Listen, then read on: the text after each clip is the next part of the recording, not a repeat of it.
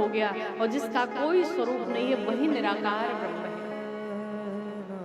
और भगवान वो निराकार ब्रह्म, वो निर्गुण ब्रह्म जिसका कभी जन्म नहीं होता है, वो जन्म ले लेता है।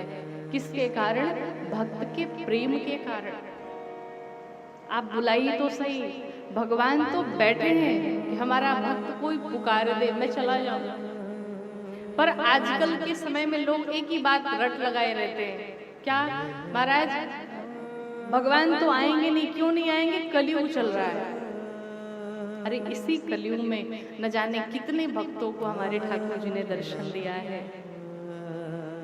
श्रावण का महीना चल रहा है, ये पावन पवित्र मास चल रहा है और आज एक बाबा की कथा मुझे याद आ रही है। इससे पहले मैंने कभी कथा में नहीं कहा, पर आज पहली बार मैं इस कथा को कहने जा रही हूँ। बहुत दिव्य कथा है, ध्यान से सुनिएगा।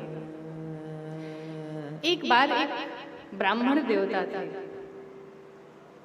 दूर जंगल में एक बाबा का शिवलिंग था, बाबा की मूर्ति थी।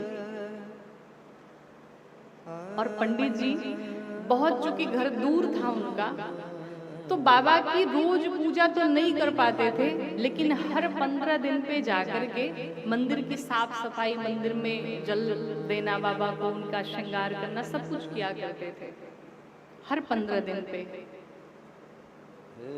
एक शिकारी था, उसी जंगल में शिकार किया करता था। भक्त नैनार की कथा है ये। जंगल में शिकार किया करता था, उसका शिकार करना ही काम था। एक दिन वो शिकार करते करते अचानक उसकी दृष्टि पड़ी बाबा के मंदिर में। उसने जैसे ही देखा बाबा को, तुम उसको पूजा पाठ से बहुत कुछ मतलब नहीं था, उसने अपने जीवन में कभी किया ही नहीं था, लेकिन आज पहली बार जब उसने बाबा का शिवलिंग देखा, मंदिर देखा, तो उसके मन में ये भाव आया कि लोग कहते हैं कि मंदिर में कभी भी जाना चाहिए तो खाली हाथ नहीं जाना चाहिए, कुछ ना कुछ लेके जाना चाहिए।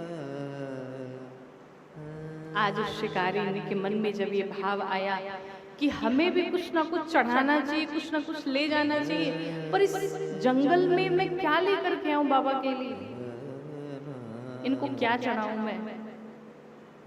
उस शिकारी ने क्या किया कि जो शिकार उसने किया था मांस का, वो मांस ले जाकर के बाबा को चढ़ा दिया।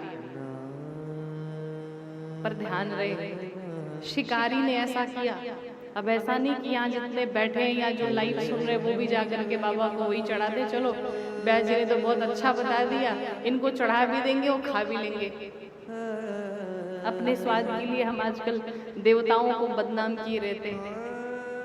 ऐसा नहीं, शिकारी ने ऐसा किया क्योंकि उसे पता नहीं था, उसके ज्ञान में नहीं था कि पूजा कैसे की जाती, क्या चढ़ाना चाहिए क्या नहीं चढ़ाना चाहिए।